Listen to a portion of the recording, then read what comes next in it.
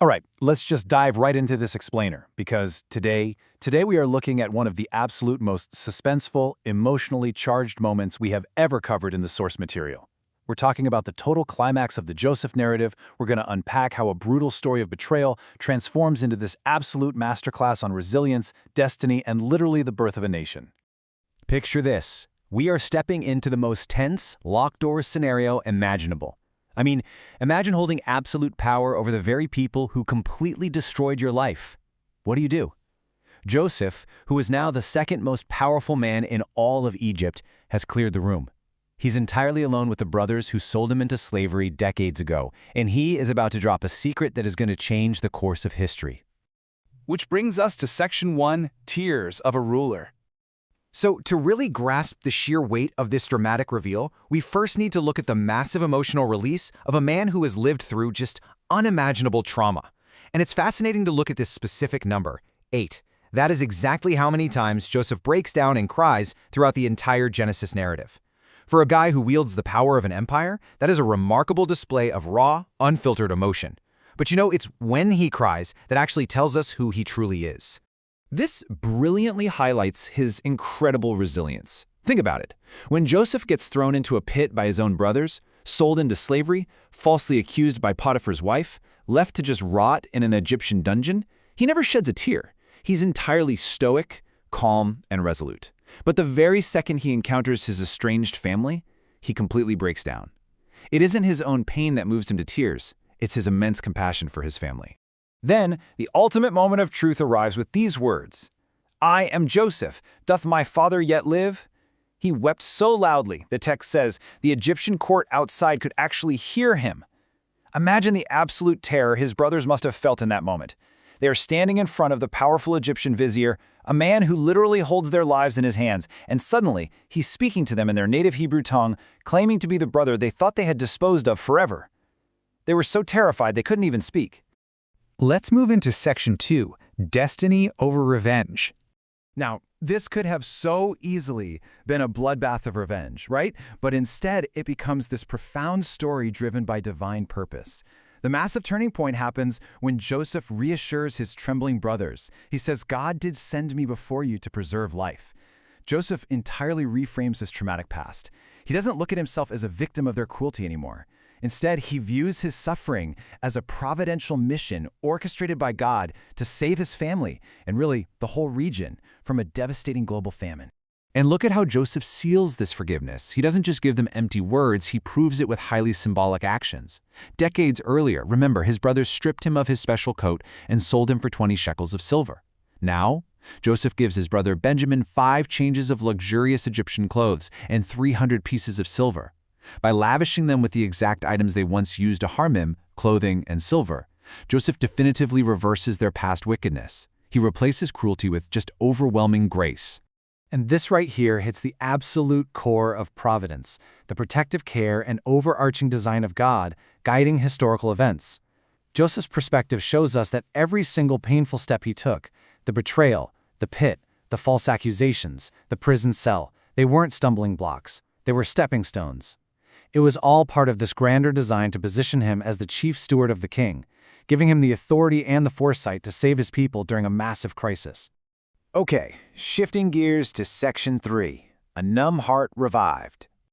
Let's zoom out from that crazy emotional room in Egypt for a second and look at the psychological impact this news had back in Canaan on Joseph's father, Jacob.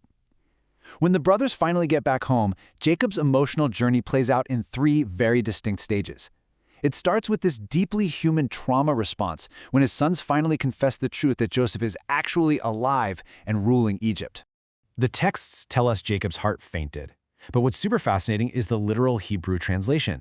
It means his heart grew cold or grew numb. His heart went numb because the cognitive dissonance was just way too intense. Hearing that his favorite son, who he'd mourned as dead for over 20 years, was actually the prime minister of Egypt, that was simply too incredible and honestly too painful to process without hard proof. So initially, he just rejects it to protect his own fragile heart. But then comes the proof. The brothers show him the incredibly lavish, unmistakable Egyptian wagons that Joseph sent to bring the family back. The physical sight of those carts acts as the undeniable proof that completely snaps Jacob out of his paralysis. His spirit is instantly revived. He declares, "It is enough! Joseph, my son, is yet alive!" And he resolves to make the massive journey down to Egypt. Which leads us perfectly into section 4, Journey to Goshen. So Jacob's convinced. The whole extended family packs up the literal wagons and they migrate. And here's where the historical reality of their destination gets really cool. This isn't just a literary narrative. History actually brilliantly backs this up. Archaeological finds from the Middle Kingdom period of Egypt, especially excavations in the Delta region like the city of Avaris, confirm significant settlements of Asiatic people. We even have the famous Beni Hassan wall painting from around 1870 BC. It depicts pastoral, nomadic Semites entering Egypt, exactly like what's described with Jacob's family. The historical footprint here is remarkably clear. When they finally arrive, Pharaoh literally rolls out the red carpet. He offers them the best of the land, using the Hebrew word tub. Now, scholars note something really interesting here. This specific language intentionally echoes the tob meod, the very good, used to describe God's original creation back in Genesis. Pharaoh's lavish invitation to eat the fat of the land wasn't just him being diplomatic. The text is actually framing this new settlement in fertile Goshen as a sort of new Eden, a fresh start for the family to grow and flourish. Now, historically speaking, leaving the promised land of Canaan was a massive theological risk for the patriarchs. When Abraham went to Egypt during a famine, it was a total disaster. Isaac was explicitly forbidden by God from going to Egypt, so it makes sense that Jacob hesitates. And that is exactly why God explicitly appears to Jacob at Beersheba, telling him not to fear and directly authorizing this specific migration. God basically assures him, going to Egypt is now the right path. Let's bring it all together in section 5. A new nation emerges. If we zoom all the way out, this migration to Goshen is so much more than a heartwarming family reunion. It represents the embryonic birth of an entirely new nation. The text specifically tabulates all the descendants of Jacob who go down to Egypt, and it lands on a very specific, highly symbolic round number, 70. Now, while scholars love to debate the exact genealogical math of this, the purpose of this number isn't just to be a strict census. It's profoundly theological. And here is why that's so brilliant. If we jump back to Genesis 10, there are exactly 70 descendants of Noah listed, representing the entirety of the original human race spreading across the globe. By mirroring that with the 70 descendants of Jacob entering Egypt here in Genesis 46, the text mathematically and symbolically ties Israel directly to Noah.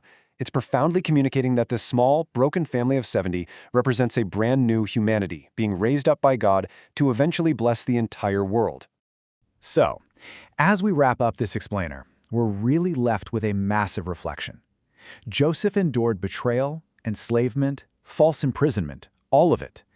Yet he consciously chose not to be defined by his trauma, but by his destiny.